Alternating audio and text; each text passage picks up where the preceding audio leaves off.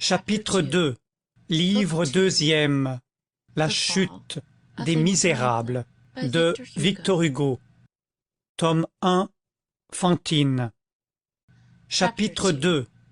La prudence conseillée à la sagesse.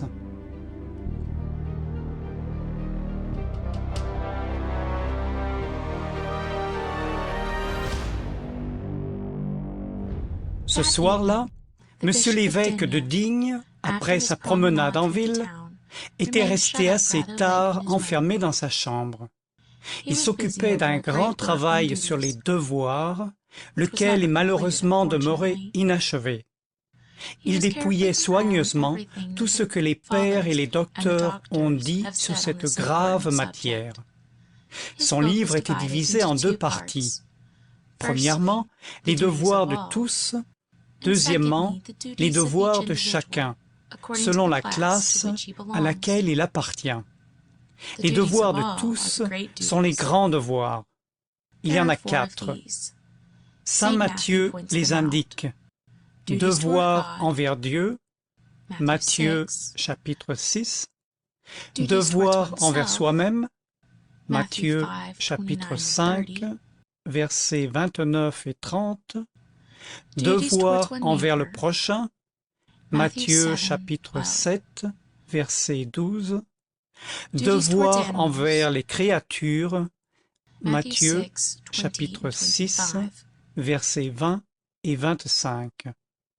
Pour les autres devoirs, l'évêque les avait trouvés indiqués et prescrits ailleurs, aux souverains et aux sujets, dans l'épître aux Romains, aux magistrats, aux épouses, aux mères et aux jeunes hommes, par saint Pierre, aux maris, aux pères, aux enfants et aux serviteurs, dans l'épître aux Éphésiens, aux fidèles, dans l'épître aux Hébreux, aux vierges, dans l'épître aux Corinthiens.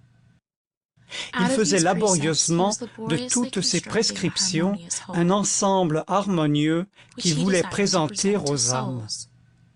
Il travaillait encore à 8 heures, écrivant assez incommodément sur de petits carrés de papier avec un gros livre ouvert sur ses genoux, quand madame Magloire entra, selon son habitude, pour prendre l'argenterie dans le placard près du lit.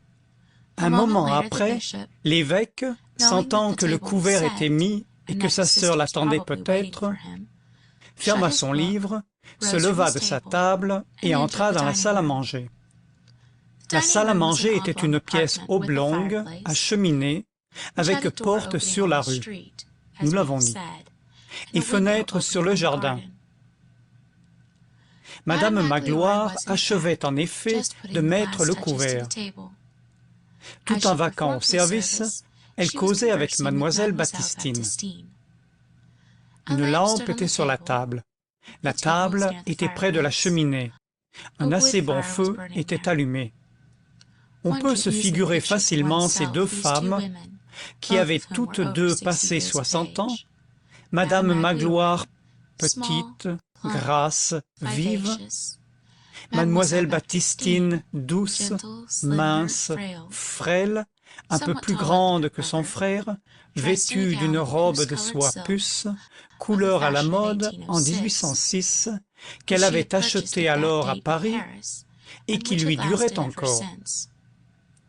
Pour emprunter des locations vulgaires qui ont le mérite de dire avec un seul mot une idée qu'une page suffirait à peine à exprimer, madame Magloire avait l'air d'une paysanne et mademoiselle Baptistine d'une dame.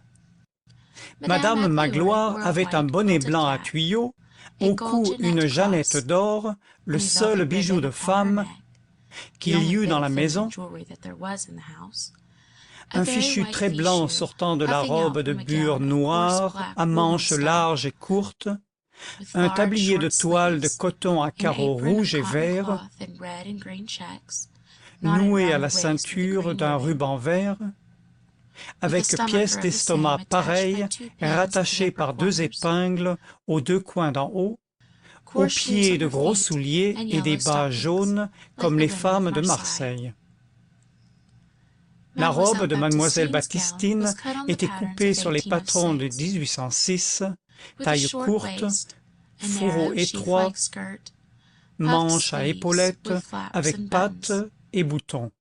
Elle cachait ses cheveux gris sous une perruque frisée dite à l'enfant. Madame Magloire avait l'air intelligent, vif et bon.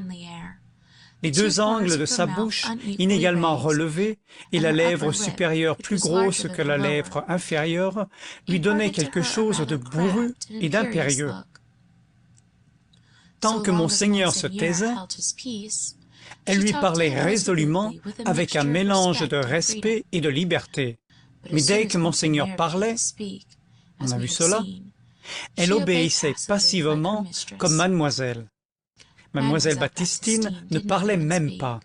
Elle se bornait à obéir et à complaire. Même quand elle était jeune, elle n'était pas jolie. Elle avait de gros yeux bleus à fleur de tête et le nez long et busqué. Mais tout son visage, toute sa personne, nous l'avons dit en commençant, respirait une ineffable bonté. Elle avait toujours été prédestinée à la mansuétude. Mais la foi, la charité, l'espérance, ces trois vertus qui chauffent doucement l'âme, avaient élevé peu à peu cette mansuétude jusqu'à la sainteté. La nature n'en avait fait qu'une brebis, la religion en avait fait un ange. Pauvre sainte fille, doux souvenir disparu. Mademoiselle Baptistine a depuis raconté tant de fois ce qui s'était passé à l'évêché cette soirée-là, que plusieurs personnes qui vivent encore s'en rappellent les moindres détails.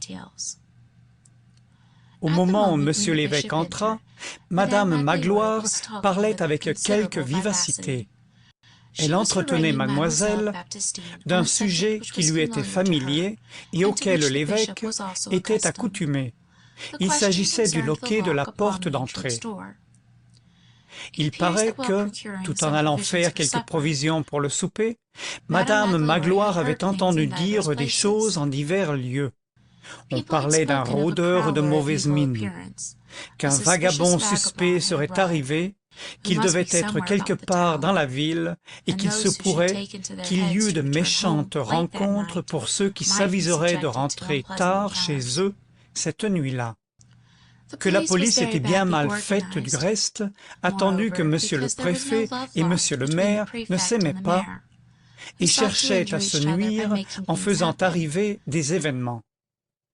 Que c'était donc aux gens sages à faire la police eux-mêmes et à se bien garder, et qu'il faudrait avoir soin de dûment clore, verrouiller et barricader sa maison, et de bien fermer ses portes. Madame Magloire appuya sur ce dernier mot. Mais l'évêque venait de sa chambre, où il avait eu assez froid, il s'était assis devant la cheminée et se chauffait, et puis il pensait à autre chose. Il ne releva pas le mot à effet que madame Magloire venait de laisser tomber. Elle le répéta.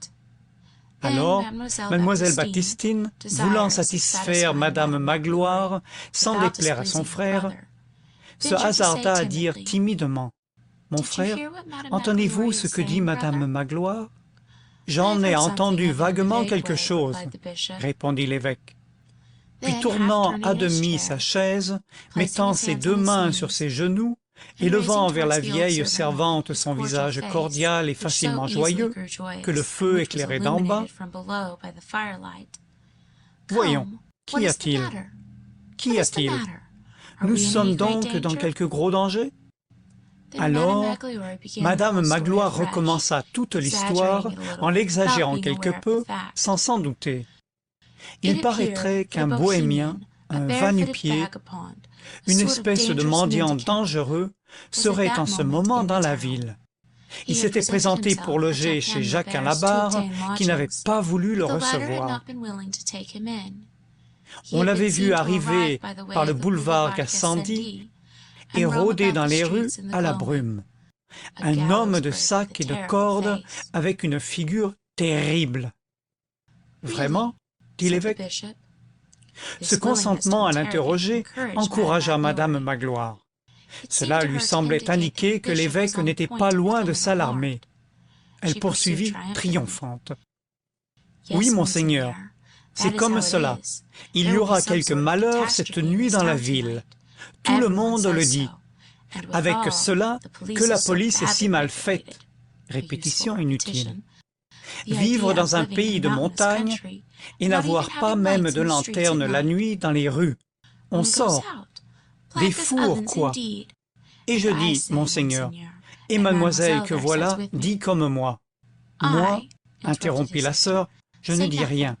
Ce que mon frère fait est bien fait. Madame Magloire continua comme s'il n'y avait pas eu de protestation. Nous disons que cette maison-ci n'est pas sûre du tout, que si monseigneur le permet, je vais aller dire à Paulin Musebois, le serrurier, qu'il vienne remettre les anciens verrous de la porte. On les a là, c'est une minute. Et je dis qu'il faut des verrous, monseigneur, ne serait-ce que pour cette nuit. Car je dis qu'une porte qui s'ouvre du dehors avec un loquet, par le premier passant venu, rien n'est plus terrible. Avec cela que monseigneur a l'habitude de toujours dire d'entrer, et que d'ailleurs, même au milieu de la nuit, oh mon Dieu, on n'a pas besoin d'en demander la permission. En ce moment, on frappa à la porte un coup assez violent. « Entrez !» dit l'évêque. Fin du chapitre 2. La prudence conseillée à la sagesse.